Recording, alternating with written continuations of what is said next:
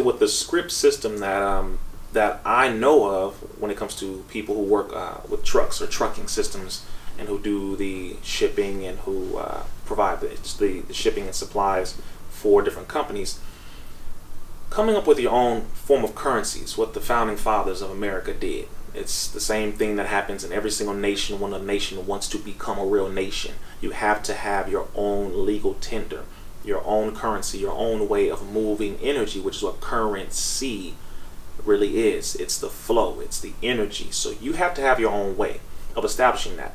That way no one else can control you. So one, I believe that is possibly one of the most revolutionary things that could ever happen, is for us to come up with our own form of currency and then supply the value underneath it, the same way within the United States with the 12 Federal Reserves across the country.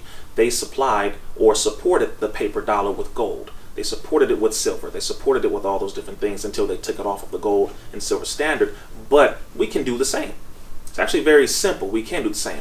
Now, the challenges that we may face with that, of course, government interference by a system of government under the system of white supremacy, that type of government, the oppressive system that will not want to see us become separate and establish our own everything, because we can establish connections to the nations that do have the gold, that do have silver, that do have coltan, that do have all these other minerals, to where we can support our paper or wooden dollar or however we want to utilize it to symbolize the actual value that we put in our banks, in our systems.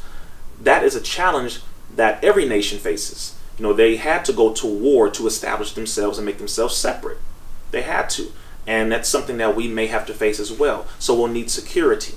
We will need people who are able to fight physically, not just spiritually, not just mentally, in order to protect what it is that we have. And we have that. We have plenty of brothers and sisters. We have different people training in martial arts and people who use guns if we want to have that other form of safety and defense. So that is a challenge we'll have to face. But if we choose to establish it, we can. We have ways to establish agreements with brothers and sisters in different countries in Africa, ways to establish agreements with brothers and sisters in Mexico, the indigenous brothers and sisters in Australia and other areas, where we can get those valuable resources to supply and support our own currency. So we can do that. That's not something that is hard, but again, it's going to take a lot of courage. It really is. We're going to have to be mindful that every nation that established themselves had to do so under a fight, or should I say for the vast majority of nations, they had to fight to be established as their own separate nation. So it's not going to be easy, but once we get through it and maintain it, it will be possibly the greatest thing we have ever done. Everybody's going to watch this part. Who faces should be on the paper? You know what? Okay. I'll throw names out there. I'm not going to say what order. I'm not going to say who should be on the 100, because that's really what everybody wants to know. Who should be on that $100 bill? Whoever there should be a poll taken collectively with the majority of our people to determine who should be on the 1, the 2, 5, etc., the 10, 20, 50, 100, and really look at who do we agree.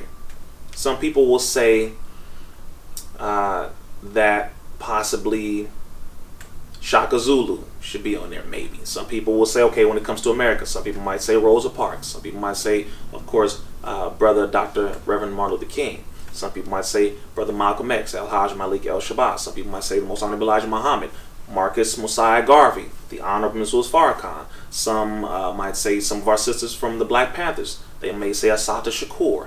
There's a lot of options we have, a lot of options that are powerful representations. The issue is that number gives a value, and we don't like to make a lesser value or an increased value, or this one has more value than that. Well, you know how it is. It's always a level of division there, but if we have a mature level of understanding, then we can do that.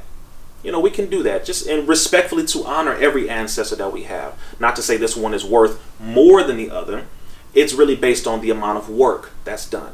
I wouldn't mind being on a $1 bill. I wouldn't mind that. I wouldn't mind. You know why? Because the majority of our people carry ones. Okay, the majority. But just to be funny, but seriously, we should really look at it, because that's a beautiful thing.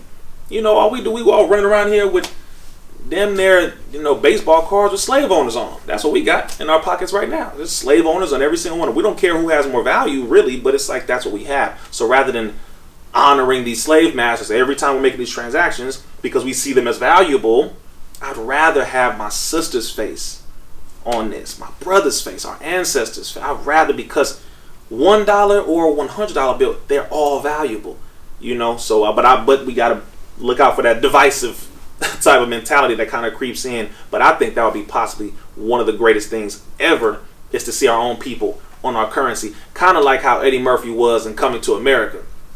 That part of the movie where the father came in and was like, baby, he got his own money. When I say he got his own money, he has his own money. And showed his face on the dollar. I said, oh, that would be amazing to see one of our people on these dollars. Not the government currently, but our government that will establish. I think that would be great.